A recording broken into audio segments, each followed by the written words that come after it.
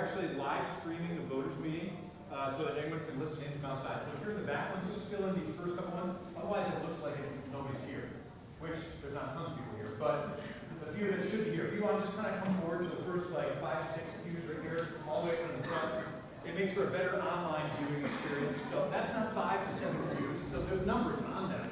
Melissa.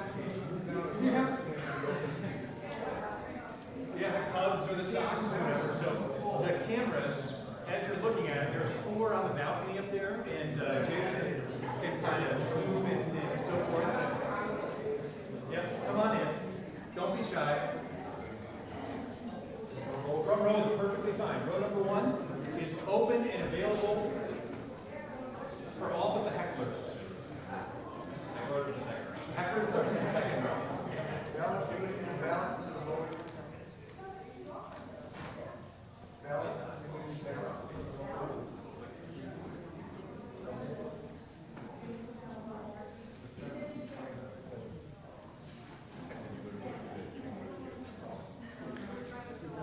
All right, if you want to make your way in and find a seat, we're going to start with some of our celebrating and storytelling a few minutes before the formal beginning of the meeting at 12:30. And that was just to honor time and recognize some people were already here.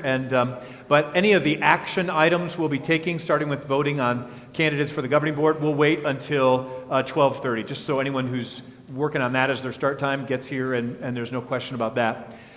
We do have a live stream audience. It might be 1, it might be 21, I don't know. And somebody asked, can the live stream audience participate in the vote? And we've never had to deal with that before, but I'm pretty sure our bylaws say you have to be present at the meeting so that you don't have people like mailing in ballots and recruiting people on the streets and all the things that sometimes happen with elections. So sorry, live stream audience, the answer is no, but you can submit questions, and our moderator of the online chat room will feed them to us, and we'll answer as many as we can. And maybe in the future we'll change our rules and allow people to vote. People sometimes say, can I leave my vote? I've got to go to a lunch or a brunch and I already know the stuff. And we've also historically said no to that, just to try to, again, make sure that the spirit of the process is the right one, if that makes sense. So, but that's something as a congregation we could always look at if we want to change to meet changing times. So we're going to start out today, a few minutes before the formal beginning of the meeting, sharing some celebrations that we shared at the town halls. So some of you were at them, some of you may have watched online. I'll be leading that off. Brian Booth, our executive director, is with me as well. And the current chairman of our governing board, Mike Graff, is here. He's currently handing out paper ballots for elections. We'll explain that in more detail once we get to that point of the meeting, right about 12:30. Okay? So, but what we wanted to do to kind of set the tone and to get things moving is celebrate some things that God has done in the past year that are just worth celebrating. And so what we're going to do is actually invite you to cheer and clap and applaud at the end of each one. Okay, some of you just came from church, and we do this at our God sightings in the Life Center, so you're familiar with it. Others, it might be a little uncomfortable, but it's okay. It's God-pleasing. He says, make a joyful noise to the Lord, all the earth. Raise songs of celebration and singing and all that good stuff. So we won't make you sing, just clap and cheer. Deal? Okay, so the first thing we're celebrating was our first ever Night to Shine event. This is an annual thing on the Friday before Valentine's Day, where sponsored and supported by the Tim Tebow Foundation, churches like ours throw a party for the community, specifically those with disabilities or special needs. And we had an opportunity. Pastor Paul and Julie, his wife, really were kind of ringleading the team that they pulled together to pull off this first round. And we had 87 guests from the community, 215 volunteers, 39 organizations were all part of this in one way, shape, or form. And it was truly a night to remember and a night to shine. So let's give thanks to God. Loud and cheer. There we go. We can hear some voices. Yeah. Okay. Halfway decent first round. All right. So next year, the Friday before Valentine's Day, we're going to do it again. It's going to be powerful. February 7th, 2020. All right. So just keep your eyes out. Very simple and easy way for you to serve. Lots of different roles that you could have. Also, from 2018, we just wanted to highlight that our care ministry team, again led by Pastor Paul Klepke, but then also our other pastors, Phil Bruning, Chuck Kittle, and Tom Knoll, and then 6 deacons. You can see them pictured here. Henry Kogler, John Sommerfeld, Dick Larson, David Moss, and Dale Dippin, altogether made 950 hospital and shut-in calls in 2018. Let's give thanks to God for that. All right, somebody did some quick math, and that averages out to something like 3 a day or something like that. And I'll just say this, I do the least of them, not because I don't like to, but because my time is focused on some other things, and frankly, these other guys are just better at many of this than I am. And but every so often I get out and I see some friends, and so I was over at the Lutheran home visiting some newer members. The wife was in rehab and in a great deal of pain. The husband came to me, and I said, hey, I hope that you guys are doing okay, and we'd done a little prayer and devotion thing and communion, and I know you guys have been here for a few years, and you were happy when you got here, and hopefully that's still true, something like that. And he said this is what I want to get to. He said, Pastor, it's all been great, these last few years, but these last few weeks and the care we've received, and he started to choke up. He couldn't finish the sentence. He said, it's been great. And he wasn't talking about me, just for the record. He was talking about Pastor Paul, the other pastors, our deacons. So just truly something worth celebrating. Carla Heimsoth, are you in the room? Carla, are you in the room? She was here at some of the other town halls. Carla helps log and book and schedule all those visits. She said already in 2019 we've had over 400. So we're on track for more. And the goal would be in all of this to show greater and greater love and care for people in their time of need. So truly awesome. So next thing, youth ministry. We already applauded that, so I'm not going to double applaud. Youth ministry. I just did it out of order. I apologize. Youth ministry celebrating. This is a picture of our first communion group this time around. We started this a few years ago. Young men and women who are ready based on where their parents say they are in their faith are invited to take a weekend. It's about a 2-hour introductory kind of summary teaching of what communion is and how to get ready for it and prepare for it.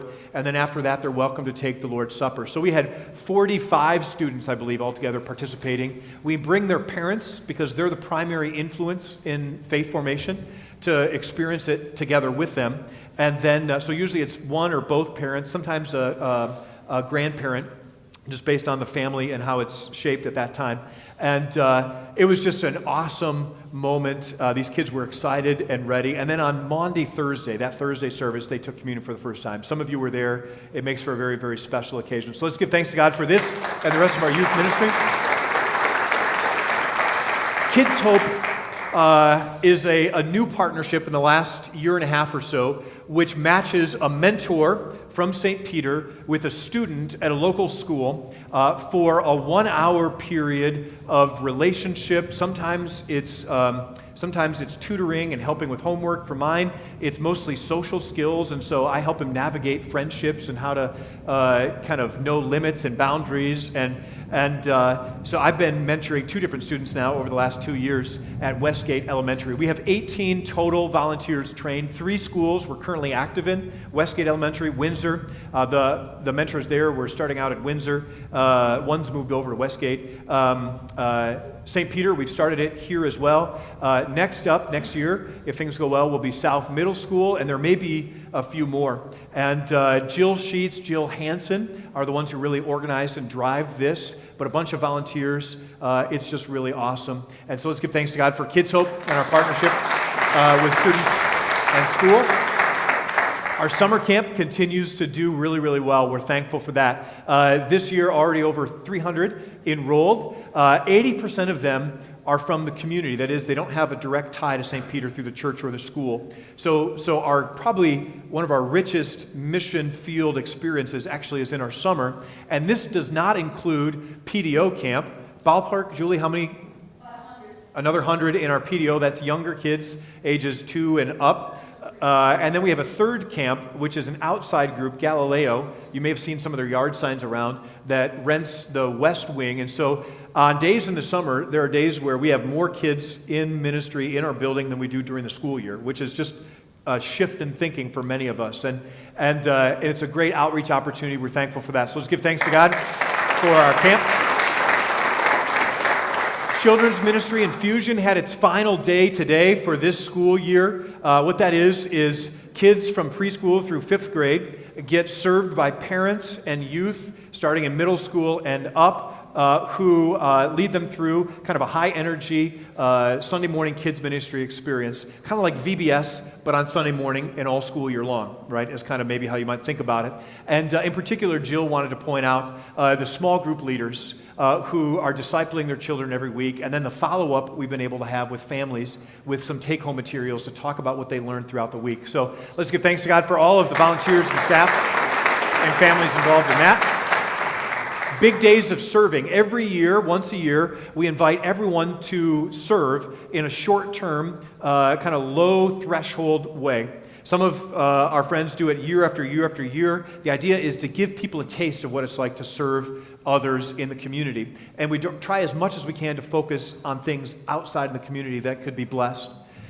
We also, adding on to that this year, brought in Help USA troops, led by Dawn Hendrick, who lost her son in Afghanistan, I think it was, a few years ago, and started up this care package thing. And we invited them in. Chris Dickinson, one of our members who helps lead Big Days of Serving as well, helped coordinate this. And we were able to give out 1,200 care packages to troops deployed throughout the world. So let's give thanks to God for these ways we're the hands and feet of Jesus.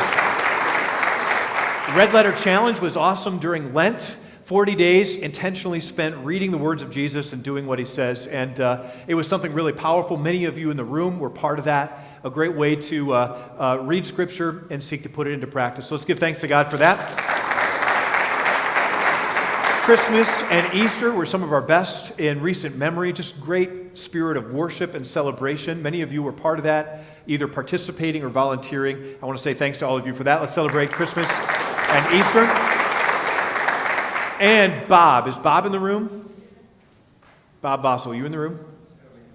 He's got to make his entrance. He always comes in right about this time in every meeting we have. But we just wanted to point out Bob Vossel, many of you know him. When he retired, Bruce, just take notes, by the way.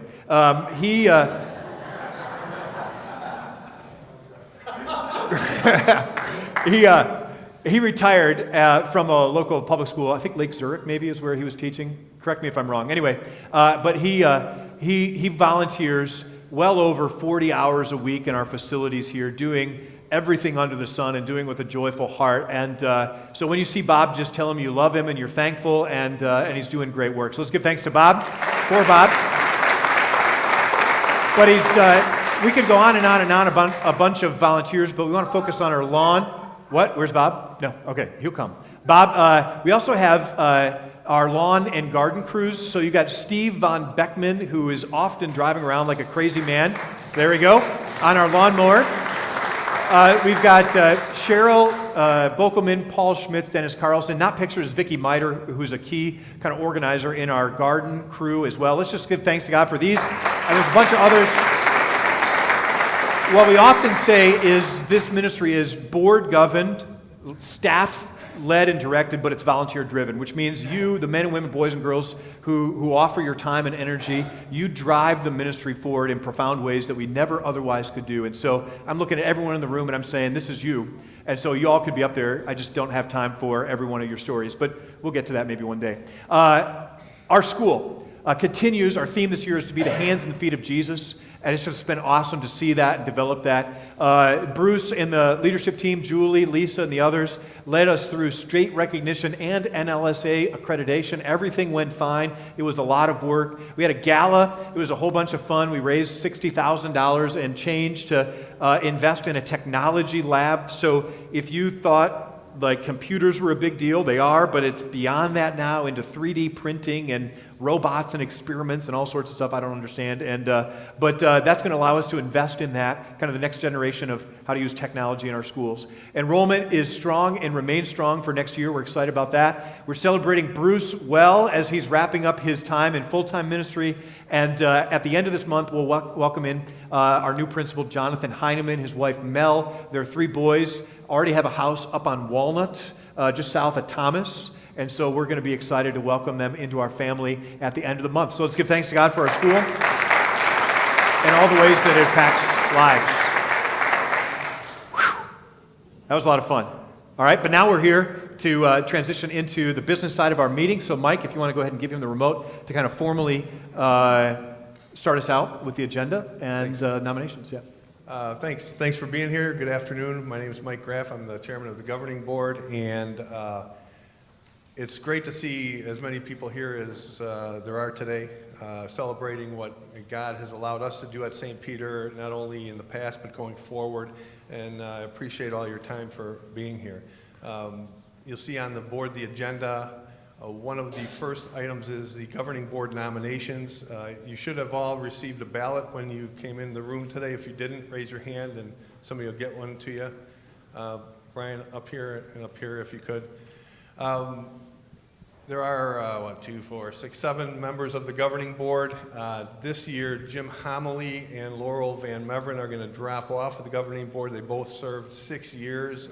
If you see either Jim, he's a big guy. Stand up, Jim. Stand up, Jim. Or Laurel. Is Laurel here? I don't see her. Thanks. But please, when you have an opportunity to see them, stop them, thank them, because they did great work for the last 6 years, and unfortunately they have to drop off now pursuant to our rules and regulations. So there are 3 candidates that are going to be on the ballot for 2 spots. Brittany Kester. Brittany, if you're around, could you please stand up? Brittany. Mike McGloon. Mike, if you'd stand up. Mike McGloon's been a member here for a while. And Matt Meyer. Matt, if you could stand up. And so you'll be asked to vote for 2 of those 3 to fill the 2 spots being left vacant by Mr. Homily and Ms. Van Meveren. So. If I could just say a couple things. You all should have received a little biography sheet of them, their faces, a little bit of their story on the way in. If you have to share with a neighbor, if you have any questions about them. What I've said at the town halls, though, let me just repeat briefly. Brittany, you went to school here. You're kind of a lifer. And she currently serves in, is it marketing and TV? I forget how to say it exactly. I'm a TV producer. TV producing, and she asked me when she was filling out some of her forms, what skills and talents do you think that we're going to bring to this board? And I said, well, your professional background is just going to be fascinating and interesting to bring in as we look to the future. Also, your background as an alum. Growing up through the school, and then also you would bring a unique perspective as a single female on the board as well, and so we've not had that before, and so it would make a great candidate. Mike McClune here has been at St. Peter longer than I have, and he and his family are members here. Did your kids go to preschool here? I don't remember that. No, they're not, right? So public school family, which would be also a nice and great addition to the board as well, because we have about half and half. About half of our members' kids go to the local public schools, about half go to our school, so that would be an interesting perspective. Has led a number of companies specializing in kind of turning them around and making them profitable and then moving them along, and so that's an interesting side of the world. Matt Meyer, 5th generation St. Peter. Ken and Vicki, his parents, right behind him. His son Noah is in 5th grade, the 6th generation, which I think, except for maybe the wineries. I don't know, your kids, are they 4th or 5th or 6th? We don't know. All right. So there's a few around there who go back, several generations, and that's awesome. But Matt is a faculty member at Conant High School and has been for some time. His wife, Barb, is in administration at Buffalo Grove High School. They both do some coaching there and other things as well. And Matt's focus has been especially on students with disabilities. He won the Up for Downs Awards 4 or 5 years ago, something like that, kind of just noting his specialty in that area. So all 3 incredibly excellent candidates, great choices. Somebody said, can't we pick all 3? And the answer is no, we have to pick 2. But they know that, and so they understand that one of them won't be picked this time around, but they may be kind of returning for the next cycle. So with that then, Mike, I'll hand it back to you. Thank you. Okay. So we'd ask that you vote for 2 of those 3, and then someone will come around, pick up the ballots, and we'll count them and see what happens. And we're in Cook County. You only get 1 vote. Okay? And we do have some friends here who may not technically be voting members of the congregation. We're glad that you're here. We just would ask that you not participate in votes. You should know who you are. But you're welcome to ask questions and participate any other way you may want. So it's on your honor. That's why we don't take attendance or do anything like that, just because we want to create an atmosphere of trust and also openness and accountability. Okay? So take as long as you need to pick the 2. Friends are coming around with some baskets. Interestingly, Does offering everyone baskets. have a ballot? Everyone has a ballot?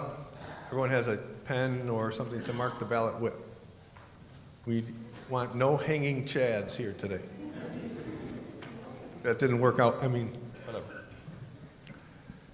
All right, so take as much time as you want, and then if you have one, just hold it up and someone will come and grab it. But let's go ahead and move on to a vision update as we talk about next steps here at St. Peter. All right, so as we finish up doing that, one of the things we're excited about here is discipleship. So we're talking a lot more about what does it look like to make disciples all across the board, from youth to adults here at St. Peter. So we're excited about some common language that we've developed and have started using as a leadership team about that, and that is faith, community, and mission. So our goal is to connect each person to a community of faith on mission. So what do we mean by that? We want each person connected to a biblical community where they're receiving encouragement, support, prayer. We want each person growing in their faith and their walk with Jesus in their everyday life. And then we want to connect each person to joining Jesus on his mission and what he's doing where they live, work, and play.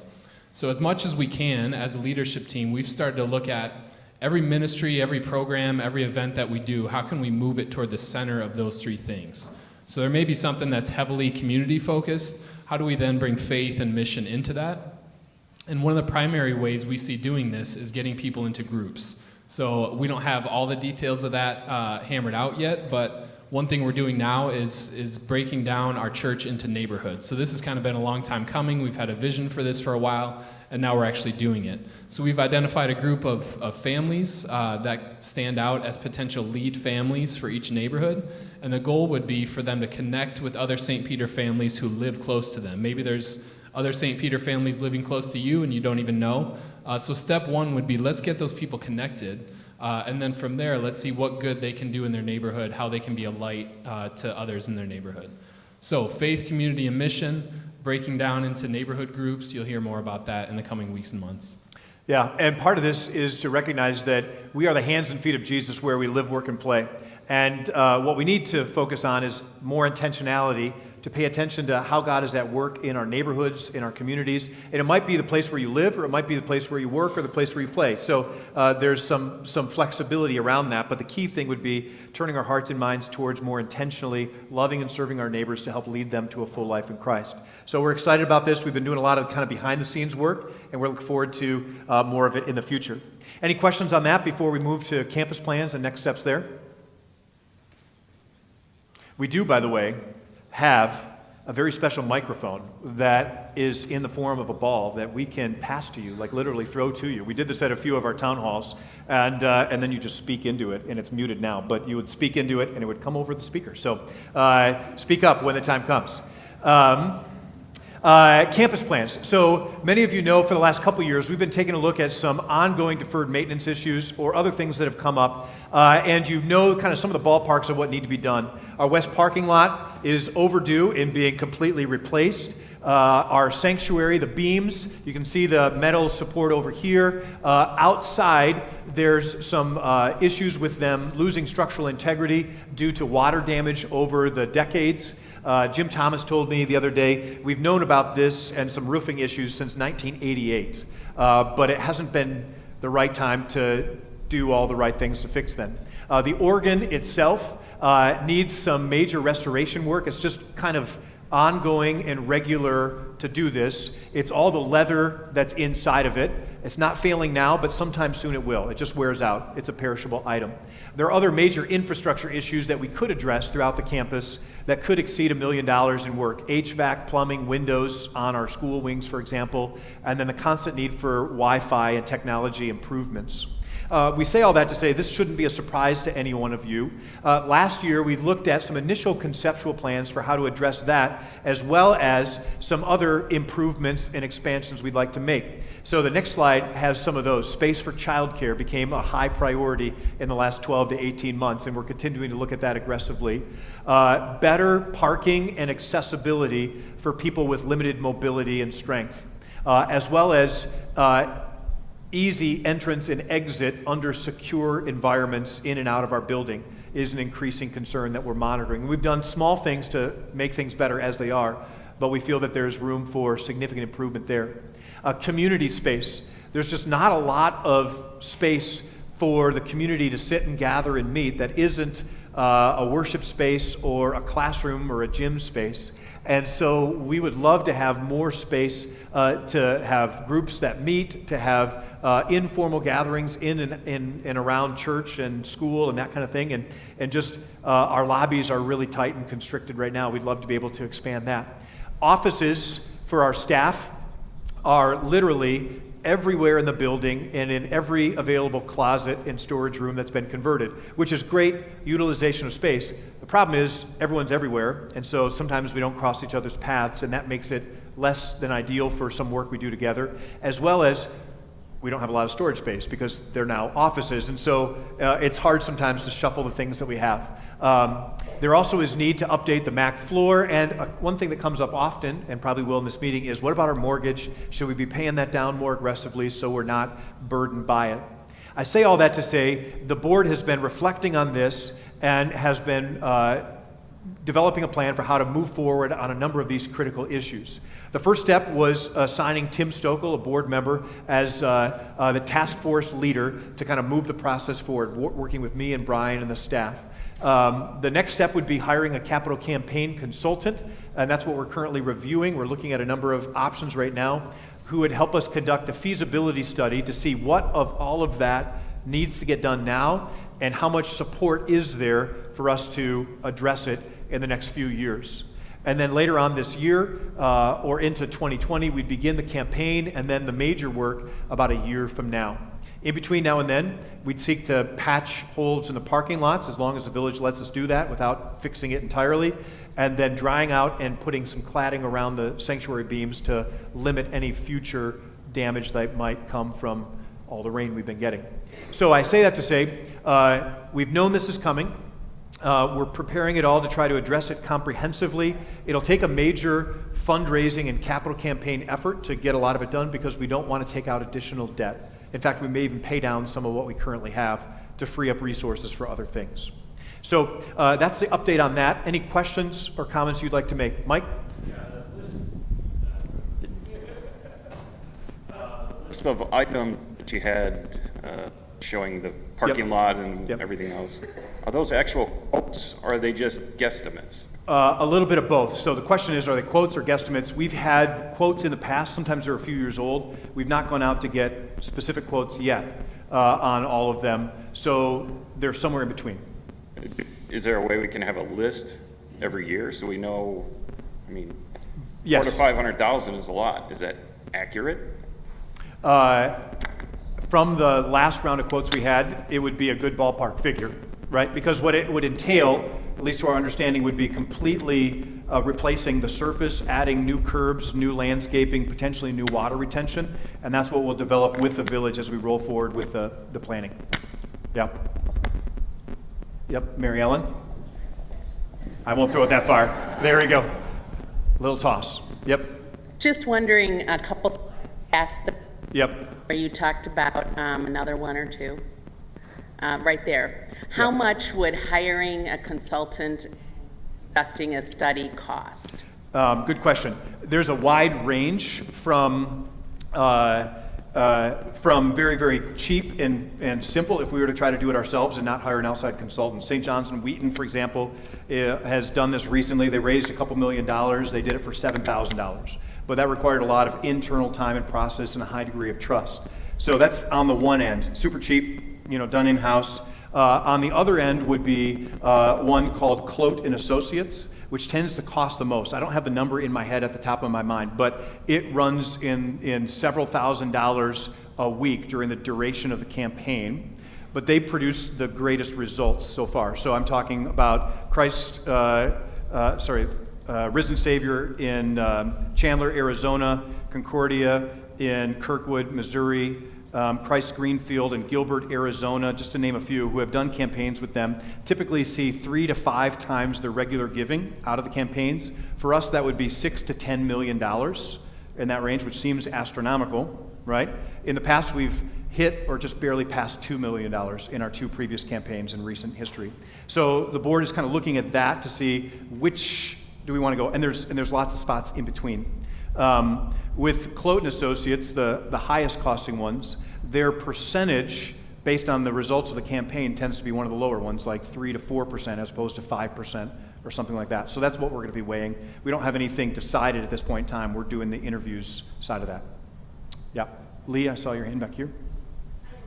Yeah, but this is for our friends on the live feed too. Yep. Hey, everybody. Hi. It's all here. My question is about the care space.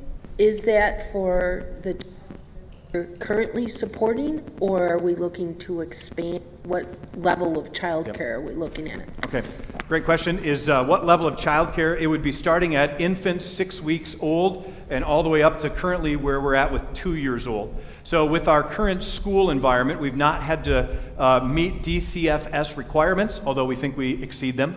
But we haven't gone through that licensing step because we have a school. Once we go below 2 years old, we would need to have DCFS licensing for any space we would use for infants and toddlers.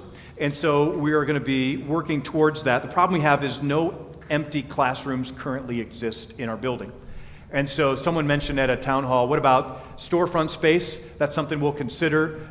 Eventually, we'd like to have it on campus here. So we'd have one environment where we could have infants all the way up through 8th graders, because that allows us to have the maximum window of impact on their and their families' lives. So we're going to look at it and see if there's a way, even with some shuffling internally, to do it sooner than later. But that's one of the high priorities, building new square foot.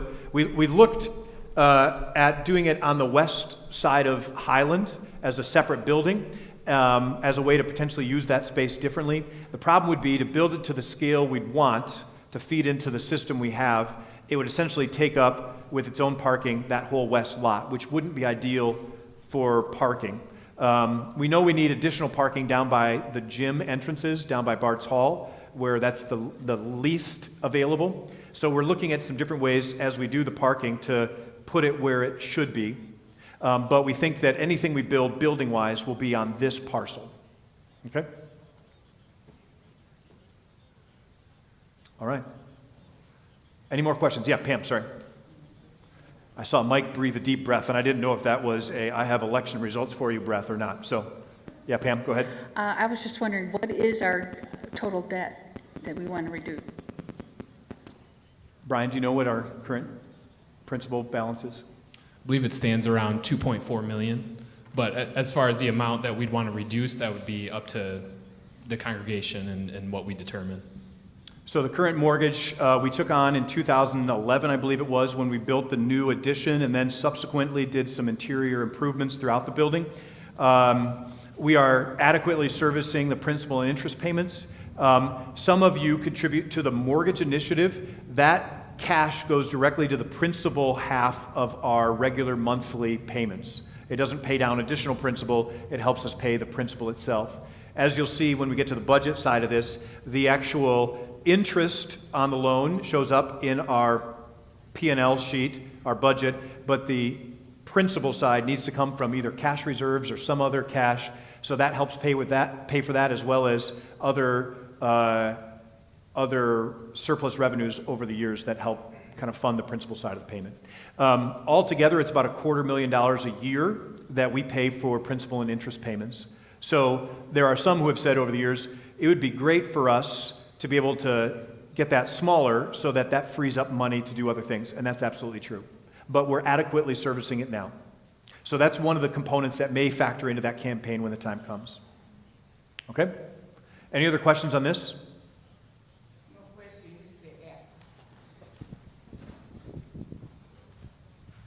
I'm just wondering about two groups of people we might be forgetting.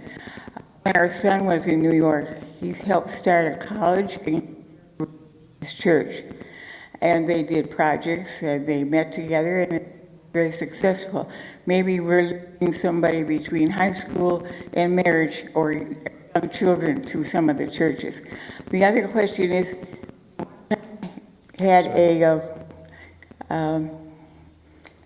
singles for people who were not 80 like myself or not 16, somewhere in between. We had a singles group, and I'm wondering if we're serving them at this time.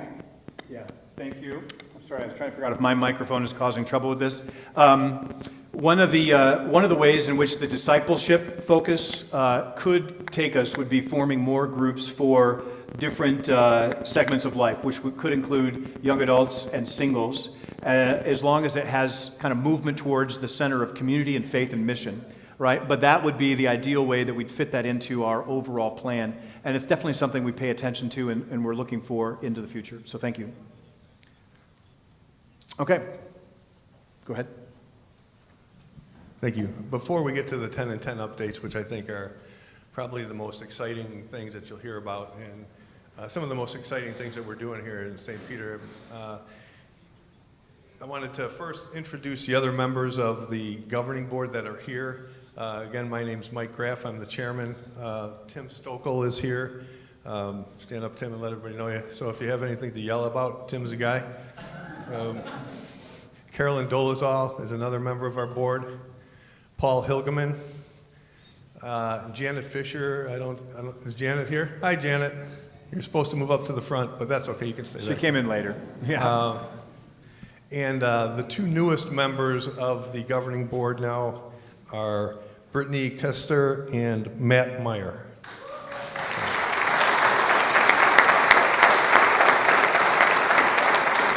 Thanks, Mike, for joining in. I appreciate it. And we always need good candidates for the board. So in the next round, hopefully somebody else will step up and get involved. So. All right. So let's give thanks again for Mike, especially for standing.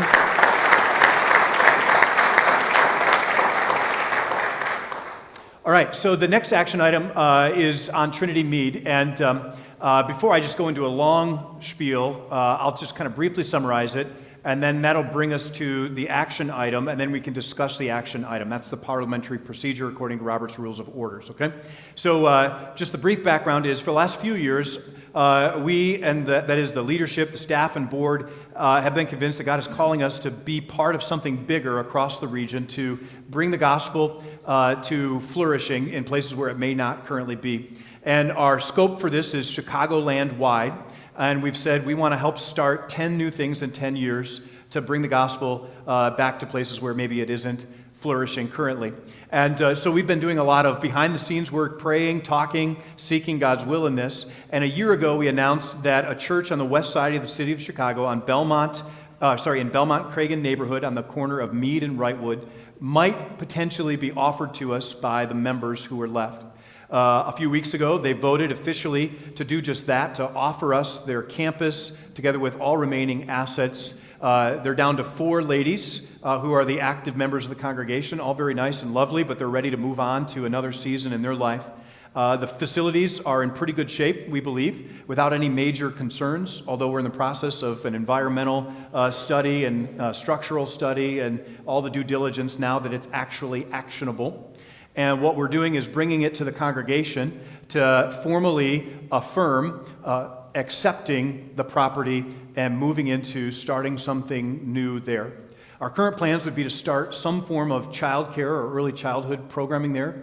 Our early marketing studies suggest that the community wants it and would need it and receive it. There also would be opportunities to work with the Chicago Park District and the local schools for after-school programming for youth and students who might be at risk. It's immediately adjacent to Reese Park. Actually, I think I have pictures. This is the church building, and to the right is as you're looking at it, is their gym. It's about half above and half below ground. Beautiful sanctuary. So the motion, I guess, would be, Mike, I don't know if you want to step up and formally do this, to ask for a motion to accept the property that has been offered to us by Trinity Mead, and then it would be seconded, and then we can discuss it further. Correct. So what I would like to do is have somebody make a motion for St. Peter to accept the property of Trinity Mead as it is now, right? As offered. As offered. So moved. Second? Any discussion?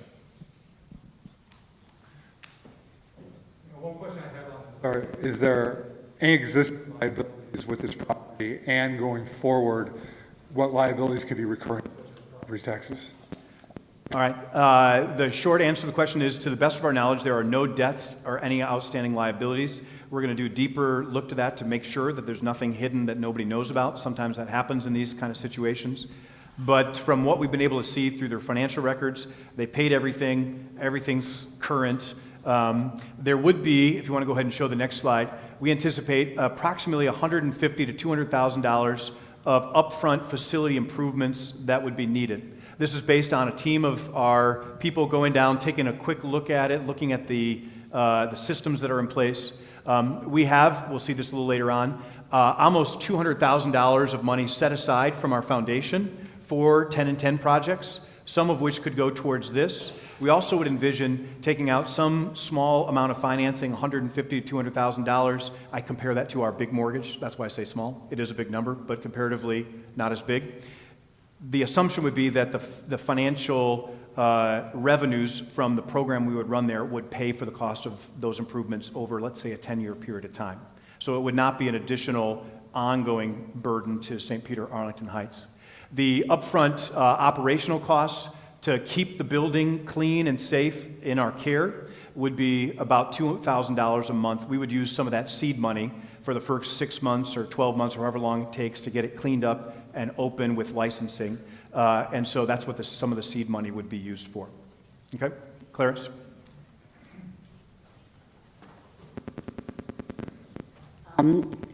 First of all, I want to say I think that we have laid out are fabulous, and I pray and hope that we will be able to reach that community in any way that needs us.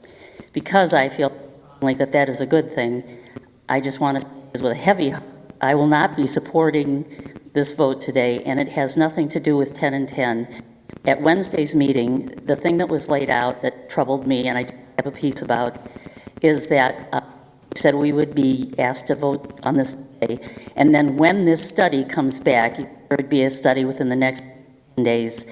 When that comes back, if there's anything suspect or horrible, the board would then not accept it on our behalf, not put us in jeopardy. So really, what I want to make it very clear that I am not, when I vote against this, I am not voting against 10 and 10. I am voting against me delegating to 7 people that responsibility. I don't think that's really, and I don't see that, that's not a judgment on their ability or their hearts. It's a gift to them, I think, that we do that. And I also want to say that as old as I am, I think this is the first time I have ever voted against something my pastor wants, and it breaks my heart because, well, that's it. Thanks, Clarice. Let me get my mic back on for that. So, sorry, the mic was going in and out. Apparently, our blue ball is having some sort of glitches. What Clarice was saying is that at the meeting last Wednesday, we said we're having our engineering study and our phase 1 environmental study and a few other things. They're going to be done this week. Thursday, we'll be down there to do the deeper dive and make sure that there's nothing we haven't already found. But from my perspective and the board's perspective, as we've shared the kind of what we've seen with them, we've said there's nothing that we see right now that would give us cause for concern that there's a big problem. And so we're ready to move forward with saying, let's accept it pending that these studies don't turn up anything that we couldn't otherwise have foreseen. And so my approach to it would be to say to the congregation, we believe from all the stuff we've looked at already, it's good, it's clean, there's no surprises, but we want to make sure that if something comes back that we don't see, that we don't sign the dotted line and take something that's rotten, a lemon, that kind of thing. So, but I hear you. Thank you. Mike?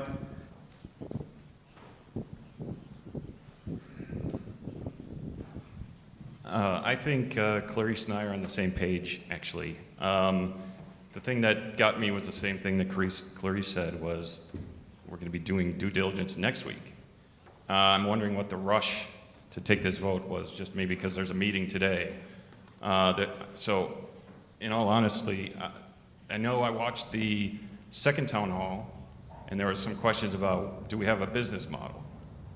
And I don't see one here today either. So, some of the things that I would like to see are, the results of these tests, also the business model as well, and if we're talking about this, I would say I'd like to make a motion that we postpone this vote until we get the results back and the board and the staff presents a business model the results of the walkthrough to determine, what our overall cost really is going to be. I think we as a congregation, we're not here to just rubber stamp things. I know sometimes we do, but we have a responsibility here. So I would just ask that we take this responsibility seriously. All right, thanks, Mike. So, Mike, I don't know if you're getting something else, but the proper procedure would be there is a motion to amend the motion. That needs to be seconded, and the motion would be to delay voting pending the results of the studies and the presentation of more details about what we plan to do with it. What's that? Save it. Yeah, save a decision until a later date. So what it would be essentially tabling the decision until we have another meeting sometime at a later date where you can look at more information. So is there a second to that motion? Ed? Okay. So now the proper procedure would be to discuss the merits of that motion, and then we'd take a vote on whether we want to delay any decision until we can have another meeting where we can present more information about it. So any questions or discussion on that? Mike?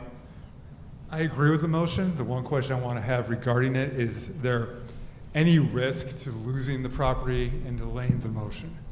Is there any competition for this property that could take it away? I just think that's something I want to understand before the vote on the second motion. Motion, not emotion. Yeah. To my knowledge, there's no other church or entity or individual that's trying to get possession of it. The possibility would be that the ladies would say, we don't want to wait any longer, and they would retract their offer and they would just sell it and it would go away. I can't tell you if they would do that. I can just tell you that they're ready to be done, and they're hopeful that St. Peter will take it and be able to figure out what to do with it next. The other thing we said at the other meetings, just so you're aware, is if we accept it and if there's something that is troubling or problematic with it, or if the plans we have to start an early childhood program there, which we do have an initial kind of framework budget, so we could quickly fine-tune that and present it or make it available, it always would be our sole right to turn around, sell the property if it turns out to not work, and then reinvest the proceeds from that in some other 10 and 10 work in the city of Chicago. That's the one thing we've said, is we're not going to bring it back to the suburbs and pave a parking lot or pay bills here. Anything that would be gifted to us from the city would stay in the city. So that's not written down anywhere, but that's just verbally what I've said and what our leadership has said. So just so you're aware, what that means is if we have it and we someday in the future would choose to sell it and do something else, that remains entirely our right with no limits attached to it. I have a question. Yeah, Gene. At the present time, I understand there's no parking lot. And if there's, to take the place of this, if there were a school nearby or a park nearby, which I understand there may be, that we would be able to use it on Saturday and Sunday, that would be a big plus. If it's not available, I would think that would be a negative. So the property itself has very little parking on its campus. It's a small little alley, which is typical for some of those churches and schools in the city. So it's a neighborhood-focused piece of property where people would normally walk there. They'd be able to park along the sides of the streets.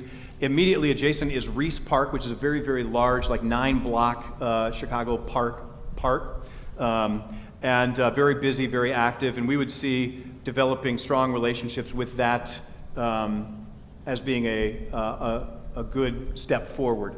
What that does with the parking long term, I don't know. But the focus again would be to build relationships with the people in the community through a child care program and after school programming, and then out of that to develop relationships that lead to starting a new church sometime down the line. Okay? So that's what we sketched out at the last couple meetings. Yeah, Lee? Yep. For staff, would there be staff parking and people coming to work at the church? Because I know a lot of times in Chicago you have to have a sticker. Yeah. To be able to park anywhere on the street even. So will there be parking enough for the people that are coming to work and serve and volunteer at the church? The question is about staff and volunteers and parking. There is probably a spot for 8 to 10 vehicles adjacent to the building itself currently. The number of classrooms we would envision would probably be 4 to 5. So it would not be a large childcare or school or program like we have here, just the space in the community wouldn't necessarily want that. I don't know the answer to the on-street parking in that particular neighborhood, so I can't speak to that. Yeah, Cheryl? Yep. An outreach for childcare, and then eventually would it become a church? The hope would be, that as we build relationships through the childcare and the after-school programming, eventually that could lead to a new church forming there. But right now, we don't have relationships in the neighborhood, so we'd have to build the relationships first. That would be the strategy. A mile down the street is Trinity and Galewood, which is a multi-site of Trinity and Lyle. So we'd naturally develop relationships with them because they're already there in the community and could help us maybe accelerate that. Pastor Dave McGinley was here to preach about a year ago on this matter when we first introduced this as a possibility. Yeah, Brian?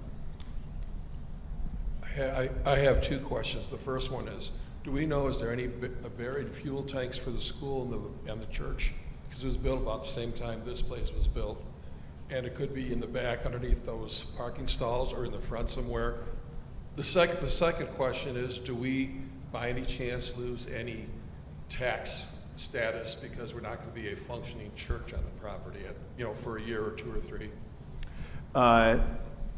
We don't know of any fuel tanks, so that's one of the things that our environmental study will look for, and then we'll deal with it as we need to. What we would seek to do is retain 501c3 not-for-profit status, even though we may not have a program up and running. We're not going to do anything for profit during that time. We'd start other programs and outreaches as we can to the community. So I'm not, at least with what we know currently, too concerned about losing our not-for-profit status there. Yeah, Pastor Paul? You got another one? Thanks, Mike. I wanted to answer Mike's question about the lady selling the property. I preach there once in a while, and these ladies are die-hard Missouri Synod Lutherans, okay? And she told me that she was happy that our church was going to purchase their property because they don't want to sell it to anyone else, because down the street they sold their church and it's a Buddhist temple. And then other churches they know of are mosques, and they would like for the church to be sold to a Christian body. Just to be clear, it's a gift, not being sold or purchased. There was conversation early on about buying it for $1, and then as we've worked with the attorney that's assisting us in this, Janet Johnson, who's doing this pro bono. She specializes in real estate law in the city of Chicago. She's kind of guided us towards this pure kind of donation. But your point's still valid, that they'd love to see St. Peter or another Missouri Synod presence in that place, carrying on the next kind of leg of their ministry. Yep. Thank you, Pastor Paul. And for me, that confirms that the secondary motion probably is the one that we should follow, because it seems like little risk in delaying until the congregation has the information that they need. In all likelihood, this still sounds like a wonderful opportunity, and I think it would assure the individuals, the gracious ones who are offering this property to us, that the congregation still wants to move forward, but that we needed just a little bit more time, and not an extraordinary amount of time, but a little bit more time. I think that that may be the right path to go by. I'm happy to accept the amendment to the motion, and would be happy if everyone voted in favor of the amended motion with one condition, and that is that y'all actually come to the next meeting we call. So I'm just saying. Yep. Are we looking at about 30 days? What does the board anticipate we're looking at time to get this done? Do we have a professional team in mind that's going to come out and do the study and present that to the board and to the church? And also the financial pro forma, I know we talked about that a little bit too. Yeah, so we're in the process right now of getting those studies scheduled. So we're getting bids and quotes on those and then scheduling those as soon as we can. So in the next few weeks, all of those studies should be done and completed. That'd be the hope. Yeah. Yes. Yep. Pastor, at the town hall meeting, you mentioned that Ethiopian Lutheran Church would like to use the facility. Would we then maybe charge them for it, or would it just be a matter of having more activity going on within the church so that people know it's becoming active? Yep. Good question. So along with this, we're developing a relationship with an organization called Link International. I'll talk about that just briefly in a moment. But through that, there's been introductions to an Ethiopian pastor who is looking to form a congregation from the Oromo-speaking Ethiopian immigrants to the Chicago area. They are looking for a place to worship, is my understanding. And so we had said, hey, we're not going to use it for worship for a while, we anticipate. And even when we do, it's good to have lots of churches using the same space. That's just good use of time. And so I would anticipate over time, probably that could lead to some cost sharing or some contribution to the church, so long as there doesn't become any jeopardy of tax and not-for-profit status. So we'd want to just word that carefully. It's being done all around the place. We do it here. It's talked about as more of a ministry contribution than a rent as such. But depending on the size, nature, and condition of that congregation, that could be a strong possibility. Yep. And just to be clear, that congregation is a Lutheran Church Missouri Synod congregation, correct? It would be, yes. Yep. Doesn't currently exist, but it's like in formation.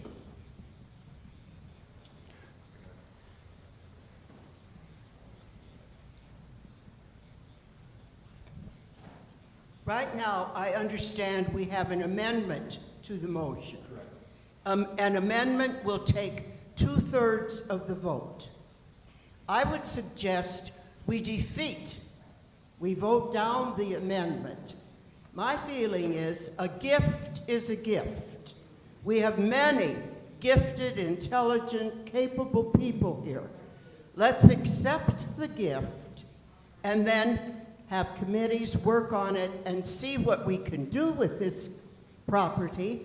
If we cannot do anything profitable, as Pastor said, we have the option to sell later on, but we do not have the option later on necessarily to accept the gift.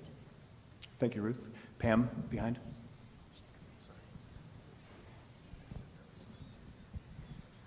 I was just wondering if we delay the vote, I don't know, a month or 2 months, were the plans to start up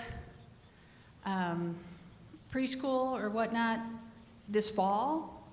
Or is it a year from now? It would take a minimum. Yeah. Is that just going to delay? It would delay. Yeah, it would delay. It's however long we however long we decide to delay deciding would delay it by 6 to 8 weeks. I would not consider that catastrophic to the overall plan, though, because it'll take a period of time to plan out the work, get it done. There will be volunteer opportunities for cleanup and a painting and whatever else we might need to do. We'll try to use the heart of St. Peter to get some of that done. And then it's a matter of waiting for the DCFS representatives to come in, check it out, make sure they give it the green light to be actually opening something new. And so the vote has been called on the amendment. Correct. Okay, thank you.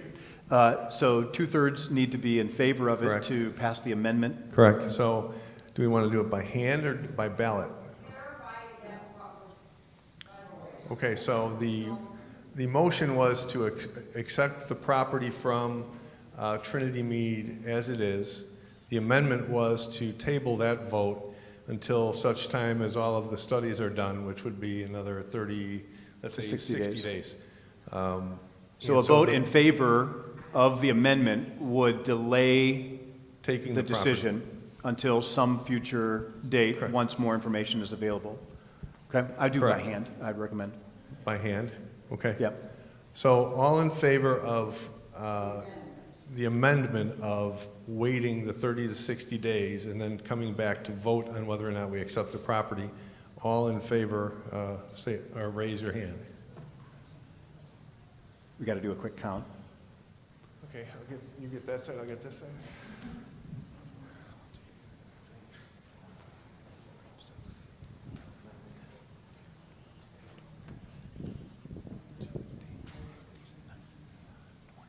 All right, I've got 20 on this side. I have 10 on this side. So 30. So all who, sorry, go ahead.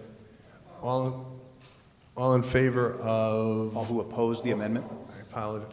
All opposing the amendment to table it to 30 to 60 days, raise your hand.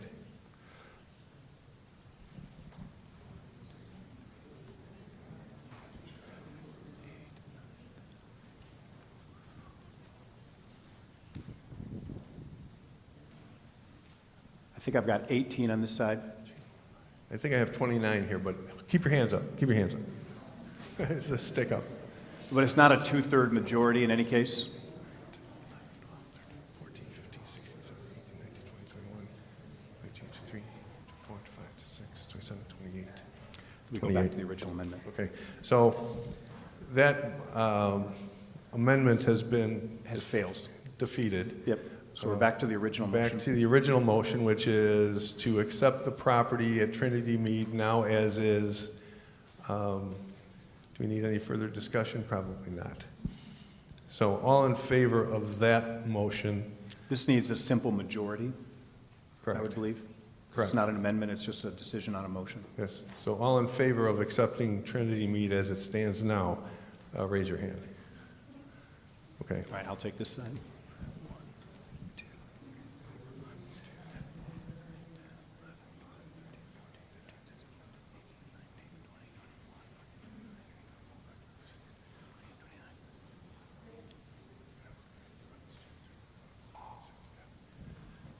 I have 29 on this I have side. 37.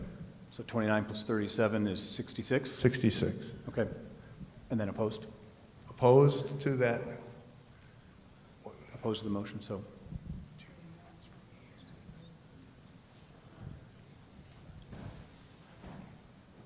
Four. 9.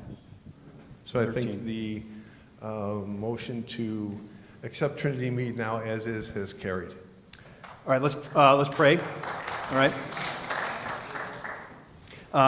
Jesus, thank you for these friends and for rigorous discussion about a significant next step.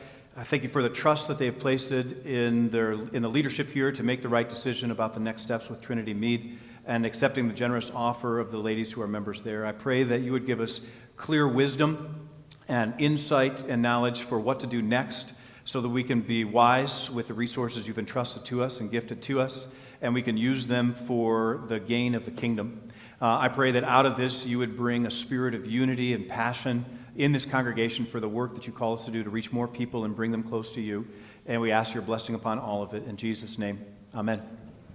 All right, friends, I just want to make a comment and just say thank you. And I understand some of you and the concerns you have which led you to vote against it in any of those conversations. And our commitment to you will be to try to put out as much information ongoing and engage in conversations around that so you feel informed as we move forward. And so I'll personally commit to doing whatever I can to help with that process. Please ask me to and remind me at times and saying, hey, it'd be helpful to know this or that. I don't get bothered by any of that. So Link Chicago, we mentioned just briefly, will happen. What this is it's the forming of an affiliate with Link International. Link, what they do is they help identify in cities men and women who are led by the Spirit to start new things to reach and serve their community. It perfectly aligns with our 10 and 10 vision and forms a partnership and friend in the city of Chicago that will accelerate anything we do there, including here at Trinity Mead. We have worked together to identify 20 different congregations from the northern third of Illinois who want to see this happen too and are willing to put funding in place to help it get started. There's an initial funding required to hire a city director and some programming.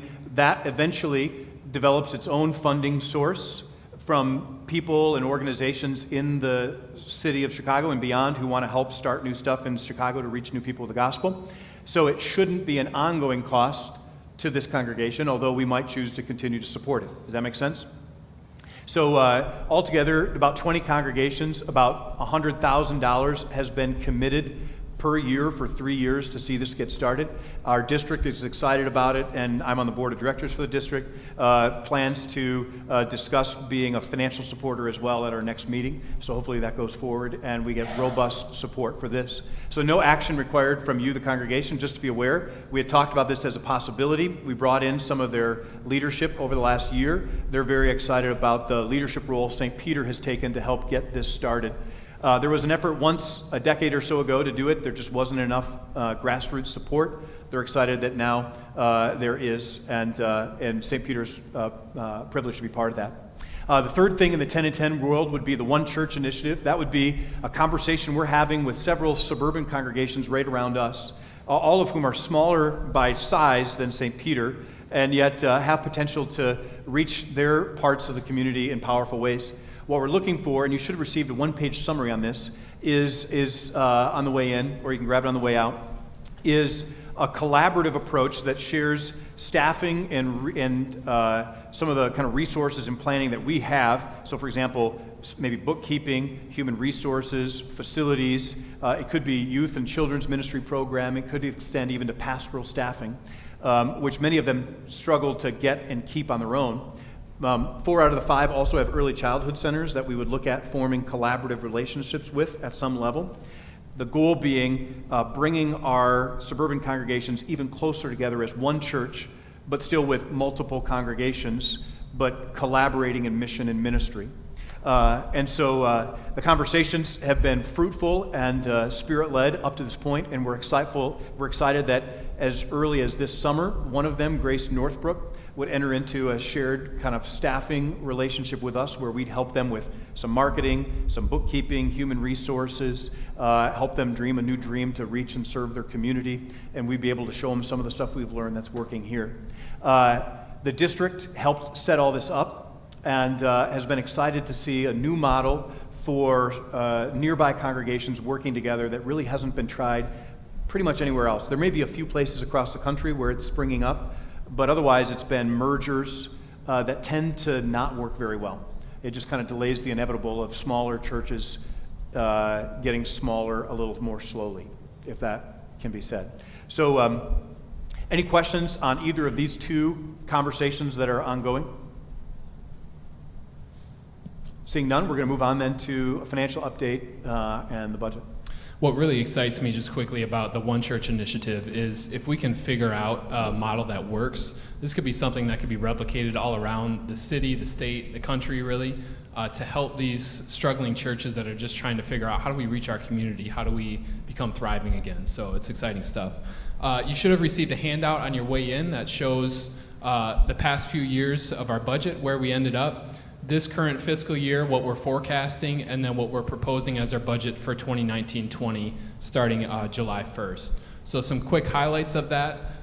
This current fiscal year, we're forecasting a deficit of about $60,000. We need some strong giving to help close on budget. So we had a great Easter that caught us all the way back up to being on budget for our giving, and then we've tracked a little bit behind as well. So if we can close between now and the end of June strongly in that area, that'll bring us back to on budget. There's still a few variables that could move positively. Insurance costs that are still up in the air, facility costs that may or may not happen. So our hope is that that $60,000 number still moves towards zero and moves positively. The scholarship fundraising is now the annual fund. So within our model of variable tuition that we've changed to in the school, we're just packaging how we do that a little bit differently. So you may see this logo out there and some opportunities to support it.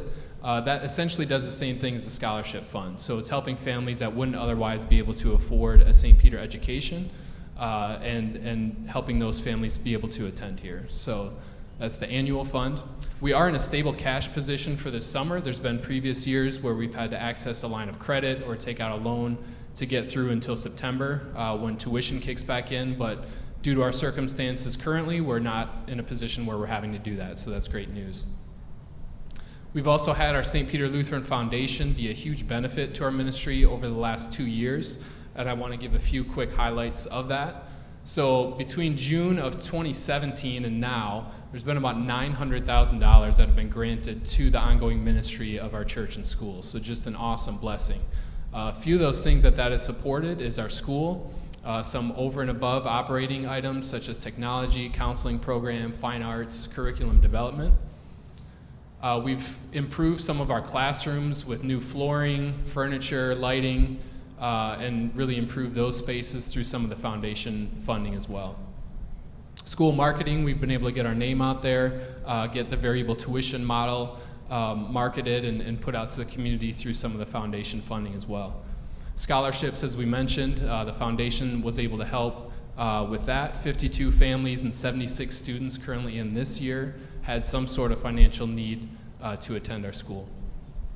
Security upgrades, we had a very generous donation from a member to help upgrade some of the security features of our campus, and then the foundation came in and matched that. So you've probably noticed some of the new features around, and we're just excited how that's going to help everyone that enters our building, especially the little ones, be more safe and secure throughout the day. Life Center worship upgrades, we added some new lighting, speakers, window shades. Now the room can be presented in either direction, and that's been a huge help to that space.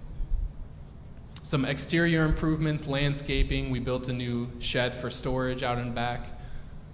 And then we were able to create a new building fund. So a start toward creating some reserves for future repairs and building needs that come up, and the foundation was a help with that. Operational funding, so about 1.5 years ago, we started the operational endowment. And what this does is creates a fund that is not restricted to be used for certain purposes. It can just be used for the ongoing ministry of the church and the school. So now that fund, just in the time since we've started it, has grown all the way to about $1.5 million.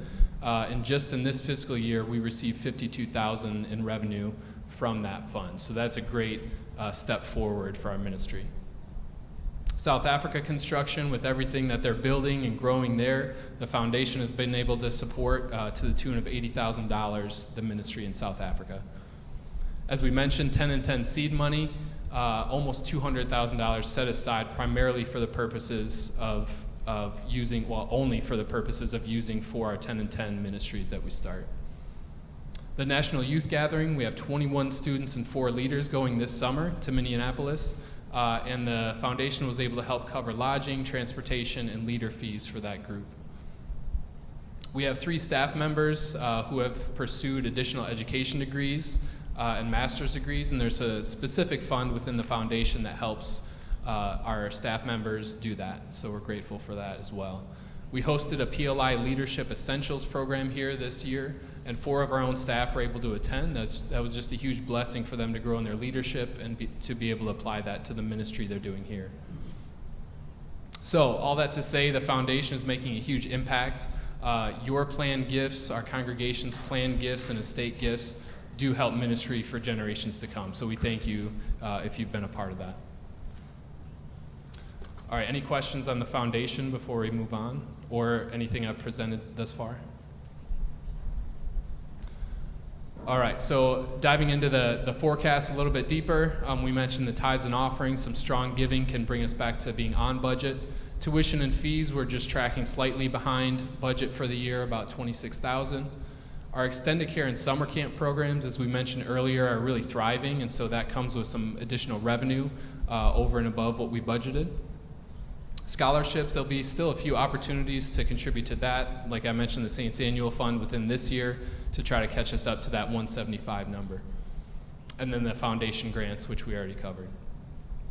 On the expense side, obviously on the church world, we were not able to hire the second full-time pastor yet, and so that comes with some cost savings that we were able to realize.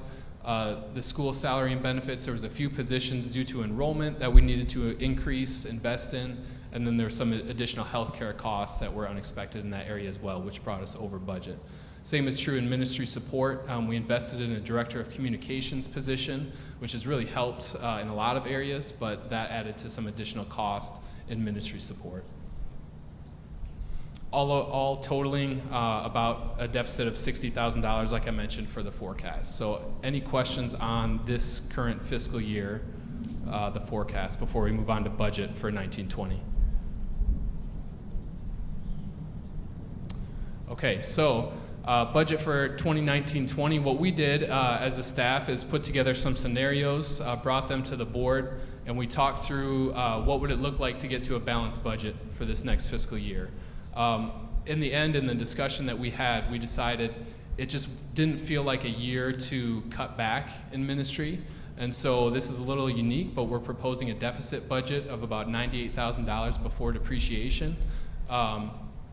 We felt that the cost of the cuts we would need to make to people, programs, ministry was too much and not worth having a balanced budget. So with all the good things happening in the pipeline with new school leadership and a new principal coming in, strong enrollment, everything we have going, we just didn't feel like it was a year to cut back in those ways. So that brings us to the budget that we're proposing. Like I mentioned, strong enrollment, tuition, we're well ahead of where we were this time last year due to some great marketing and admissions efforts that we've done.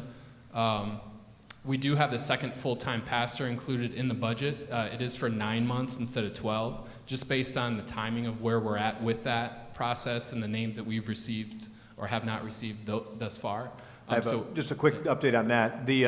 There's a list of names pending for us, sitting on, or that's apparently being reviewed by our district president. That's part of the process, is they look at them and say, is there anyone that I want to pull off of this list because I know something about them or their district president said something about why it wouldn't be a good fit. So hopefully within the next week or two, we'll be able to get that list and proceed forward with trimming it down, selecting, interviewing, and moving forward. But our anticipation would be probably around October would be a reasonable start time, so that's why it starts there in the budget. There's a 9% healthcare cost increase estimated for this coming fiscal year, so that's just an area we continue to look at closely and look at what are our options moving forward, because this, as you all probably know, that's just an increasing area of cost, and that affects our ministry as well. We were able to include a 2% cost of living increase to all of our staff, so that's a good thing to be able to do within this budget as well. Some of the specific numbers of the budget we're proposing, we bumped up tithes and offerings just slightly, so we're still budgeting on strong generosity from you all and our congregation. Tuition and fees, like I mentioned, we have higher than what we're forecasting this year just based on enrollment, and we're hopeful and optimistic that number could even go up more depending on what happens over the summer and new families coming in still for next year.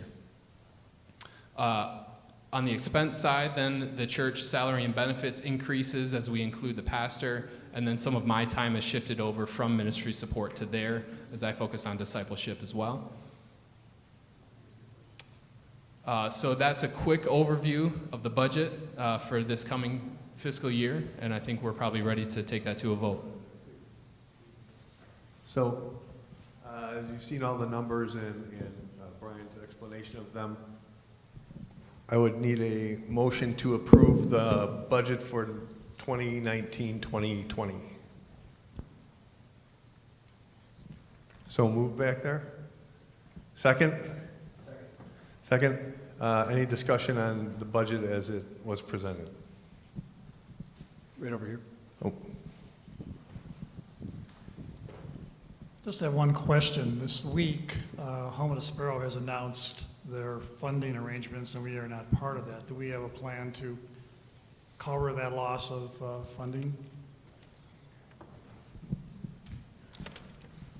Yeah, good question. So Community Threads did inform us just a week or so ago that basically their plan has changed as far as not being able to include the affiliates within the funding anymore. So we received our last grant check from them at that meeting, and we won't be receiving them from this time forward. So the annual fund is what's meant to make up some of that. So that's alumni, that's our current congregation, that's parents, that's our fundraising events, all contributing toward that to cover some of that, but it will be a loss, yeah. The other thing that would help cover that is the operational endowment that we referenced earlier. So what that is it's a fund that currently sits at about $1.5 million. 5% of the principal is guaranteed to be available for ongoing operational cost each year, measured on June 30th. So as gifts come into that fund continues to grow, and that allows us to have a nice diversified third source of revenue that's similar in a sense, Ken, different source, but it helps provide something other than tithes and offerings and tuition dollars to help move the ministry forward. So we're excited about that, and it's been great so far in this first year. I just had a quick question, Brian. Could you help me connect the dots? I'm looking at from a net position between our forecasted deficit this year and the forecast in the budget, that's about 150,000, right? Do we have a net cumulative deficit number available so we can figure out what our position is going to be at the end of 2020? I wouldn't have that offhand, but that's something we could easily get from our finance office. I guess I've got a few concerns about it. Primarily, it's going to affect cash flow, right? Because our net cumulative deficit is basically shuffling money from other funds and other sources that makes it not available, right?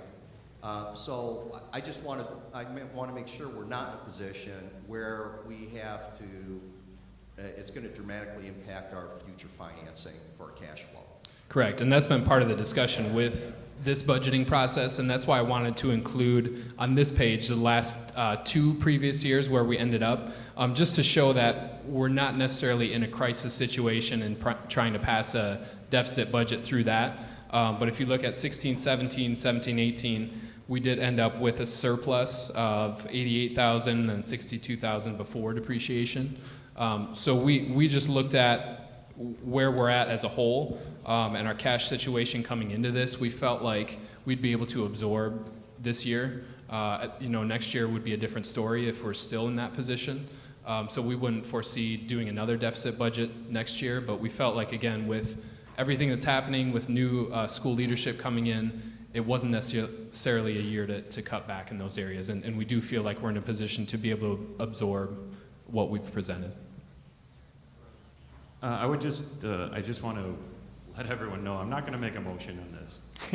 I don't agree with such a huge deficit budget, and I would just like to remind everyone here that if we vote no and we don't ratify the budget, then it's the board's responsibility to take suggestions from the congregation, come back with another budget at another time. One thing I would like to request, though, if we are going to go with $98,000 deficit budget, we talked about this with the accepting the church in Chicago.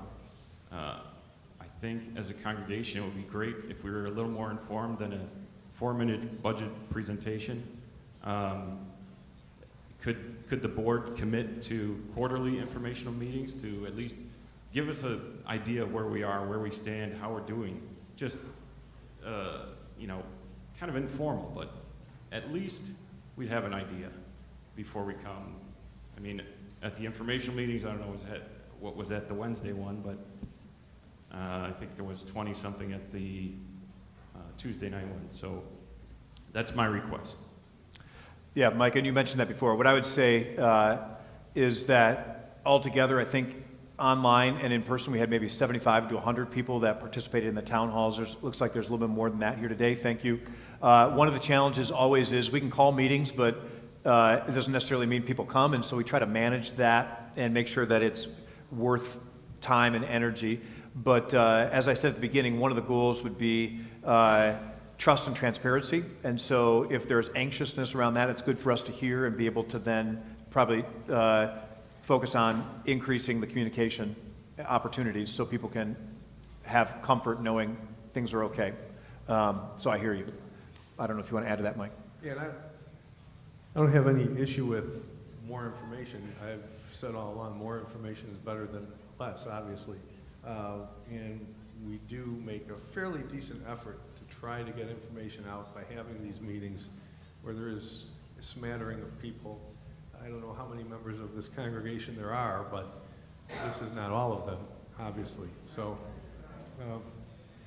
and to point out regarding the $100,000, it's about a 1% of our annual budget. So when you're looking at how big of a deficit is the deficit budget, we're talking about 1%. And that's a fairly, I won't say insignificant number because it's a big number, but it's not that great, and certainly not great to overcome. Anybody else? Yes. I just wondered about the second item on the budget, the other income. Just wondering, because you're going up from where we are right now, 120,000 to 160. So just wondering what you're anticipating the income to be. Yeah, so other income would cover fundraising, facility usage fees that we have, and then some of the One Church initiative. There may be, and there will likely be some cost that is coming our way for some of the services that we're helping those churches provide. So we know of at least one church that is going to be committing to some of that. So that's some of where that number increases.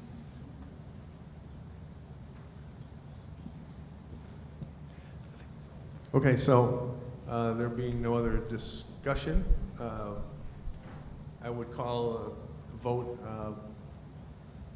on approving the budget for 2019 and 2020. All in favor? Raise your hand. Okay. All opposed? The ayes have it. Thank you very much. All right, friends, I just want to say thanks for taking time today. Thanks for your participation in the process. Thanks for your feedback. It's much appreciated. Let's just close by praying the Lord's Prayer, and then we'll be done for today. Our Father, who art in heaven, hallowed be thy name. Thy kingdom come, thy will be done, on earth as it is in heaven. Give us this day our daily bread, and forgive us our trespasses, as we forgive those who trespass against us. And lead us not into temptation, but deliver us from evil. For thine is the kingdom, and the power, and the glory, forever and ever. Amen. Thanks, friends. Have a good afternoon. If any of you want to talk to either of us or any of us up front, we're here until you're done. Have a good day.